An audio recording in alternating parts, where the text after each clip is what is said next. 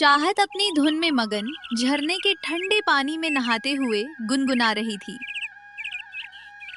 जरा धीरे चलूं मैं थक सी गई हूँ, इस राह में मैं भटक सी गई हूँ। मैं चली दिल कहता है मगर पाँव भारी है अब रुक सा गया है सफर। वो बहुत खुश थी। प्रकृति की गोद में उस झरने का पानी उसे नई ताजगी दे रहा था। अच्छे से नहाने के बाद जब सूरज ढलने लगा तो चाहत अपने घर की ओर चल दी।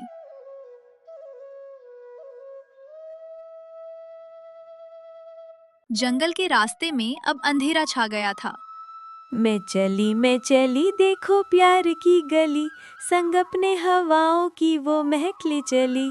कदमों में सितारे आंखों में सपने, आज लगे मुझे पर आए भी अपने। मंजिल की राहों में मैं तो अकेली चली। मैं चली देखो प्यार की गली।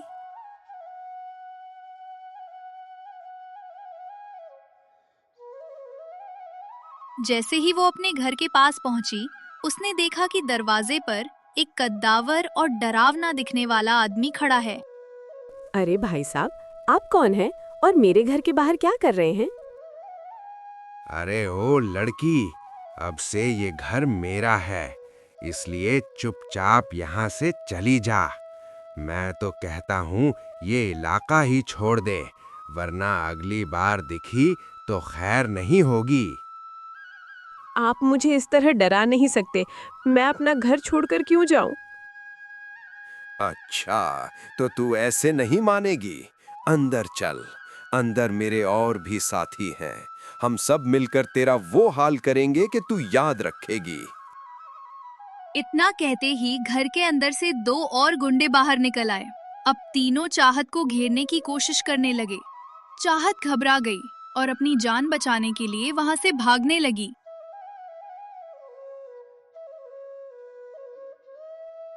वो दौड़ती रही जब तक कि वो उस इलाके की सीमा पार नहीं कर गई। गुंडों ने उसका पीछा करना छोड़ दिया, लेकिन चाहत का दिल टूट गया था। उसकी बरसों की मेहनत से बना घर छिन चुका था। भागते भागते चाहत को प्यास लगी तो वो एक नदी के किनारे रुकी। वहीं उसे एक दयालु महिला मिली जिसका नाम प्यारी था। अरे बेटा, तुम यहाँ की नहीं लगती, इतनी परेशान क्यों हो? चाहत ने रोते हुए अपनी पूरी आप बीती प्यारी को सुनाई।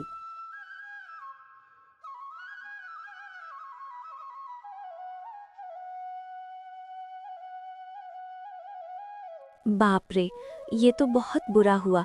पर तुम चिंता मत करो, हमारा शहर बहुत बड़ा है, यहाँ तुम्हारा स्वागत है। आप बहुत अच्छी हैं। क्या मुझे यहाँ कहीं किराए पर कमरा मिल सकता है? मैं मेहनत करके अपना घर फिर बना लूंगी, पर आज रात सिर छिपाने की जगह चाहिए।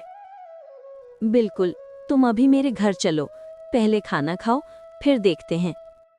चाहत को प्यारी में एक बड़ी बहन नजर आई। उसने भावुक होकर कहा, क्या मैं आपको प्यारी दीदी कह सकती हूँ? हाँ, बोल सकती हूँ। मेरी भी बहन नहीं है, आज से हम दो बहन। जब दोनों घर पर खाना खा रही थीं, तभी वहाँ पड़ोस की एक महिला गिन्नी हाथ में कटोरा लिए आई। अरे प्यारी, ये कौन है? कोई मेहमान है क्या? प्यारी ने गिन्नी को चाहत की दुख भरी कहानी सुनाई।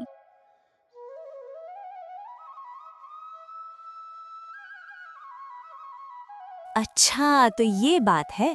प्यारी, मेरे पास एक कमरा खाली पड़ा है, चाहत चाहे तो वहाँ रह सकती है, बस महीने का 1000 रुपए किराया दे देना। चाहत तुरंत तैयार हो गई। गिन्नी ने प्यारी से थोड़ी चीनी उधार ली और चाहत को अपने साथ चलने को कहा। चलते चलते गिन्नी ने चाहत के कान में फुसफुसाया, सुनो, कब तक दूसरों पर बोझ बनी रहोगी? अच्छा नहीं लगता ना? चलो, मेरा कमरा देख लो। प्यारी उन्हें जाते हुए देख रही थी। उसे पता था कि गिन्नी और उसका पति गब्बू थोड़े लालची स्वभाव के हैं। वो मन ही मन डर रही थी कि कहीं भोली चाहत किसी नई मुसीबत में ना फंस जाए।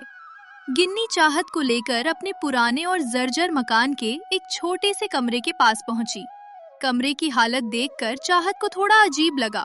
वहाँ जाले लगे थे और सीलन की बदबू आ रही थी। देखो चाहत, ये रहा तुम्हारा कमरा। बस थोड़ी साफ सफाई कर लेना, फिर ये महल जैसा लगेगा। और हाँ, किराया एडवांस में दे देती हैं तो अच्छा रहता। गिनी जी, अभी तो मेरे पास बस कुछ ही पैसे बचे हैं। क्या मैं कल दे सकती हूँ? आज रात बस सिर छिपाने की जगह चाहिए। गिन्नी का चेहरा थोड़ा उतर गया, पर उसने चालाकी से काम लिया। चलो ठीक है, आज रात रह लो, पर कल सुबह पैसे और पहचान पत्र यानी आईडी तैयार रखना। गिन्नी जैसे ही अपने कमरे में गई, वहाँ उसका पति गब्बू पहले से बैठा था। वो एक लालची और चालाक आदमी था।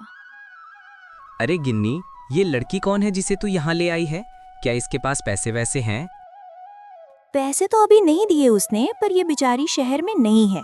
इसका घर कुछ गुंडों ने छीन लिया है। इसके पास कुछ जेवर और कीमती सामान तो जरूर होगा। हम धीरे धीरे सब ऐंठ लेंगे। गब्बू की आंखों में चमक आ गई। शाबाश! इसे कहना कि पानी और बिजली का बिल अलग से देना होगा। इसे इतना मजबूर कर देंगे कि ये हमारे घर का सारा काम भी मुफ्त में करेगी। इधर प्यारी दीदी अपने घर में बेचैन थी। उन्हें पता था कि गिन्नी और गब्बू सीधे लोगों को फंसाने में माहिर हैं। उन्होंने सोचा, चाहत अभी बहुत भोली है, मुझे सुबह जाकर उसकी खबर लेनी चाहिए, कहीं वो लोग उसे परेशान न करने लगे। आधी रात को चाहत को कमरे के बाहर कुछ सरसराहट सुनाई दी। उसने खिड़की से झांककर देखा तो गब्बू और गिन्नी आपस में फुसफुसा रहे थे और उसके बैग की तरफ इशारा कर रहे थे। चाहत समझ गई कि यहाँ भी खतरा कम नहीं है। अगली सुबह जैसे ही चाहत सोकर उठी, गब्बू उसके दरवाजे पर खड़ा था। चाहत बेटा, चाय पी लो। और सुनो, आज से तुम्हें हमारे घर की सफाई और खाना बनाने में गिन्नी की मदद करनी होगी। आखिर हम तुम्हें इतने कम किराए पर कमरा जो दे रहे हैं। पर गब्बू जी, हमारी बात तो सिर्फ किराए की हुई थी। मैं काम की तलाश में बाहर जाऊंगी तो घर का काम कैसे कर पाऊंगी? अरे एहसान फरामोश मत बनो, बाहर शहर में कोई तुम्हें कदम भी नहीं रखने देगा। चुपचाप जैसा कहा है वैसा करो, वरना अभी बाहर निकाल देंगे। चाहत की आंखों में आंसू आ गए। उसे महसूस हुआ कि वो एक पिंजरे से निकलकर दूसरे में फंस गई है। तभी अचानक दरवाजे पर दस्तक हुई। वो प्यारी दीदी थी। दरवाजे पर प्यारी दीदी को खड़ा देख गब्बू और गिन्नी के चेहरे का रंग उड़ गया। प्यारी की नजरें सीधे चाहत पर पड़ी, जो डरी सहमी एक कोने में खड़ी थी। अरे नहीं नहीं प्यारी, तुम तो गलत समझ रही हो। हम तो बस इसे समझा रहे थे कि यहाँ अकेले रहना मुश्किल है, तो ये हमारे घर के कामों में हाथ बटा दे। क्यों चाहत, है ना? गिन्नी ने चाहत की ओर घूर कर देखा, जैसे उसे चुप रहने की चेतावनी दे रही हो। चाहत की आंखों में आंसू थे, पर उसने हिम्मत जुटाई। प्यारी दीदी, ये लोग कह रहे हैं कि मुझे घर का सारा काम मुफ्त में करना होगा, वरना मुझे अभी बाहर निकाल देंगे। पर मुझे तो काम ढूंढना है ताकि मैं अपना घर फिर से बना सकूं। प्यारी दीदी अब सब समझ चुकी थी। उन्होंने गब्बू की आंखों में आंखें डालकर कहा, गब्बू भाई, ये लड़की मुसीबत की मारी है, कोई तुम्हारी नौकरानी नहीं। अगर तुम्हें किराया चाहिए तो इसे वक्त दो, और अगर तुमने इसे परेशान किया तो मैं पुलिस को बुलाने में देर नहीं लगाऊंगी। याद है ना पिछली बार तुमने उस बेचारे लड़के के साथ क्या किया था? गब्बू सकपका गया। पुलिस का नाम सुनते ही उसके पसीने छूटने लगे। अरे प्यारी बहन, तुम तो नाराज हो गईं। हम तो बस मजाक कर रहे थे। रहने दो इसे, जब तक चाहे रहे। प्यारी दीदी चाहत को अपने साथ बाहर ले आई। चाहत, तुम वहाँ सुरक्षित नहीं हो, ये लोग लालची हैं। तुम आज ही मेरे साथ चलो। मेरा घर छोटा है, पर वहाँ तुम्हें कोई डराएगा नहीं। नहीं प्यारी दीदी, आप मेरे लिए इतना कर रही हैं, यही बहुत है। मैं अब और भागना नहीं चाहती। उन गुंडों ने मेरा घर छीना, अब ये लोग मेरी हिम्मत तोड़ना चाहते हैं। मैं यहीं रहकर मेहनत करूंगी और अपने पैरों पर खड़ी होऊंगी। तभी वहाँ एक अनजान आदमी आता है, जिसने काला चश्मा पहना था। वो गब्बू के घर का पता पूछ रहा था। वो वही आदमी था जो उन 3 गुंडों में से एक था, जिन्होंने चाहत का घर छीना था। चाहत ने उसे पहचान लिया और तुरंत छिप गई। वो आदमी गब्बू से कह रहा था, सुना है यहाँ कोई नई लड़की आई है, हमें उसकी तलाश है। अगर तुम बता दो तो तुम्हें मोटा इनाम मिलेगा। गब्बू की आंखों में फिर से लालच की चमक आ गई। उसने चुपके से पीछे की ओर देखा, जहां चाहत और प्यारी खड़ी थीं। गब्बू की आंखों में लालच साफ चमक रहा था। उस गुंडे ने जैसे ही मोटे इनाम की बात की, गब्बू के लिए चाहत की सुरक्षा का कोई मोल नहीं रहा। अरे भाई साहब, आप सही जगह आए हैं। वो लड़की अभी मेरे ही घर के पिछवाड़े में खड़ी है, पर मेरा इनाम? ये लो घटिया, बस उसे हमारे हवाले कर दो। उसने हमारे बॉस का कुछ कीमती सामान चुराया है। इधर पिछवाड़े में चाहत थर-थर कांप रही थी। उसने गब्बू और उस गुंडे की बातें सुन ली थीं। प्यारी दीदी, वो लोग यहाँ भी आ गए। अब मैं कहाँ जाऊँ? गब्बू जी मुझे बेच देंगे। हिम्मत मत हारो चाहत, गब्बू ने अपना ईमान बेच दिया है, पर मैं तुम्हें कुछ नहीं होने दूंगी। यहाँ से भागने का एक ही रास्ता है, नदी की ओर जाने वाली पुरानी पगडंडी। वहाँ घनी झाड़ियाँ हैं, वो तुम्हें देख नहीं पाएंगे। जैसे ही गब्बू और वो गुंडा पीछे मुड़े, प्यारी ने एक खाली बाल्टी गिरा दी ताकि उनका ध्यान भटक जाए। भागो चाहत, रुकना मत। चाहत अपनी जान बचाकर पगडंडी की तरफ दौड़ी। पीछे से गब्बू चिल्लाया, पकड़ो उसे, वो भाग रही है। गुंडा और उसके दो साथी चाहत के पीछे लपक पड़े। चाहत का पैर फिसला और वो एक ढलान से नीचे गिर गई। खुशकिस्मती से वो सीधे उन घनी झाड़ियों में जा गिरी जहां प्यारी ने उसे छिपने को कहा था। ऊपर से गुंडों के जूतों की आवाज आ रही थी। कहाँ गई वो? अभी तो यहीं थी। अंधेरा हो रहा है, इस जंगल में ढूंढना मुश्किल है। सुबह देखते हैं। चाहत झाड़ियों में दुबक कर बैठी थी और सिसक रही थी।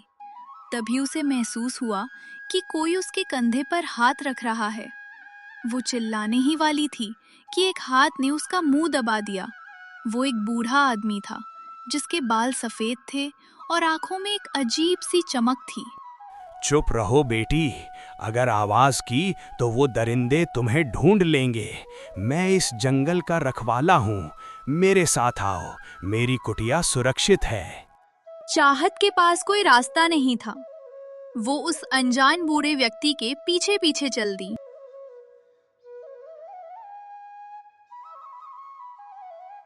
सुबह जब सूरज की पहली किरण पड़ी, चाहत ने देखा कि उस बूढ़े आदमी की कुटिया की दीवारों पर उसके पुराने घर का नक्शा बना हुआ था, वही घर जिसे गुंडों ने छीन लिया था।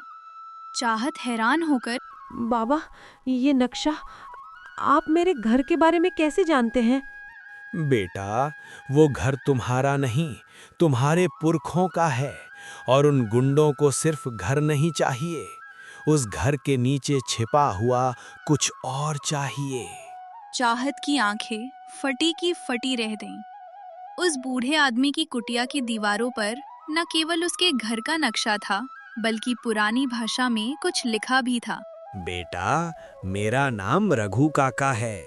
मैं बरसों पहले तुम्हारे दादाजी का मुनीम हुआ करता था। वो घर जिसे तुम सिर्फ अपना आशियाना समझती हो, वो इस पूरे इलाके की विरासत है। उन गुंडों को तुम्हारे घर की दीवारों से मतलब नहीं है, उन्हें उस तिजोरी की चाबी चाहिए जो तुम्हारे घर की नींव के नीचे दबी है। चाहत को याद आया कि उसके दादाजी ने मरते वक्त उसे एक ताबीज दिया था और कहा था कि इसे कभी गले से मत उतारना। उसने झट से वो ताबीज बाहर निकाला। हाँ बेटी, यही है वो चाबी। उन गुंडों को पता चल गया है कि असली मालिक तुम हो, इसीलिए वो तुम्हारा पीछा कर रहे हैं। इधर शहर में गब्बू और गिन्नी बहुत गुस्से में थे। इनाम हाथ से निकल गया था। सब उस प्यारी की वजह से हुआ। उसने उस लड़की को भगा दिया। अब उन गुंडों को जवाब क्या देंगे? तभी वही खतरनाक गुंडा गब्बू के घर में घुस आया। उसने गब्बू की गर्दन पकड़ ली। कहाँ है वो लड़की? अगर वो नहीं मिली तो तुम दोनों की खैर नहीं। गिन्नी रोने लगी। साहब, हमें कुछ नहीं पता। प्यारी ने उसे कहीं छिपा दिया है, आप उसे पकड़िए। रात के अंधेरे में रघु काका और चाहत कुटिया के बाहर बैठे थे। अचानक सूखी पत्तियों के चरचराने की आवाज आई। चाहत सहम गई। सावधान बेटी, वे आ गए हैं। चल अंदर चलते हैं।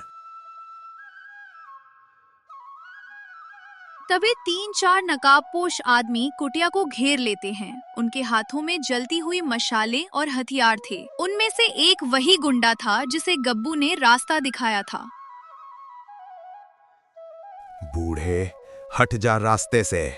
हमें सिर्फ वो लड़की और उसका तावीज चाहिए, वरना इस कुटिया के साथ तुझे भी राख कर देंगे।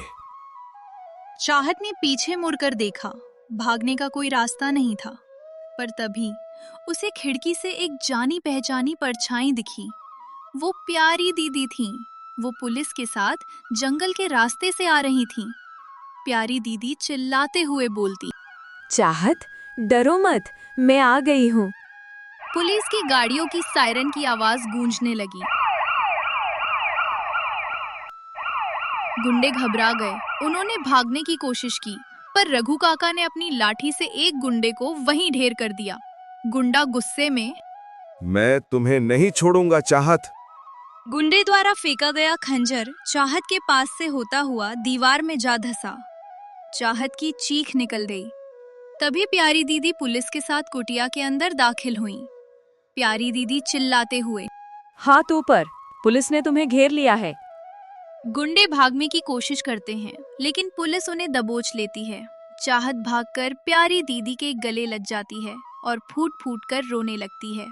अगली सुबह पुलिस गब्बू और गिनी के घर पहुंचती है। गब्बू और गिनी पुलिस को देखते ही कांपने लगते हैं। गब्बू और गिन्नी, तुम पर हत्या की साजिश रचने और अपराधियों की मदद करने का इल्जाम है। चाहत के घर पर कब्जा करने वाले गुंडों को तुमने ही यहाँ बुलाया था। प्यारी दीदी आगे बढ़कर कहती है, और इन्होंने ही चाहत को लालच देकर फंसाया था। गब्बू और गिन्नी को पुलिस हथकड़ी लगाकर ले जाती है। रघु काका, प्यारी दीदी और चाहत अब उस पुराने घर की ओर चलते हैं। घर की हालत बहुत खराब थी, पर चाहत की आंखों में उम्मीद थी। चाहत बेटी, अब समय आ गया है। रघु काका ने घर के बीचों बीच फर्श की एक पुरानी टाइल हटाई। उसके नीचे एक छोटी सी लोहे की तिजोरी थी। चाहत ने अपने दादाजी के ताबीज का इस्तेमाल किया और तिजोरी खोली। तिजोरी के अंदर सोना चांदी नहीं, बल्कि दादाजी की एक पुरानी डायरी और घर के असली कागजात थे। रघु काका डायरी पढ़ते हुए, इसमें लिखा है कि ये घर सिर्फ एक मकान नहीं, बल्कि एक हॉस्टल है उन बच्चों के लिए जिनके पास सिर छिपाने की जगह नहीं है। चाहत की आंखों में आंसू आ गए, पर ये खुशी के आंसू थे। उसने फैसला किया कि वो इस घर को फिर से सजाएगी और अपने दादाजी के सपने को पूरा करेगी। प्यारी दीदी, आप मेरे साथ यहाँ रहेंगी ना? और रघु काका, आप इस हॉस्टल के मैनेजर बनेंगे। बिल्कुल चाहत, अब ये घर फिर से गूंजेगा। कहानी के अंत में चाहत, प्यारी दीदी और रघु काका मिलकर घर को साफ कर रहे हैं। चाहत फिर से वही गाना गुनगुनाती है, जरा धीरे चलूं, मैं थक सी गई हूँ, इस राह में मैं भटक सी गई हूँ। मैं चली दिल कहता है, मगर पाँव भारी है, अब रुक सा गया है सफर। इस बार ये गाना उसके अपने घर में गूंज रहा था।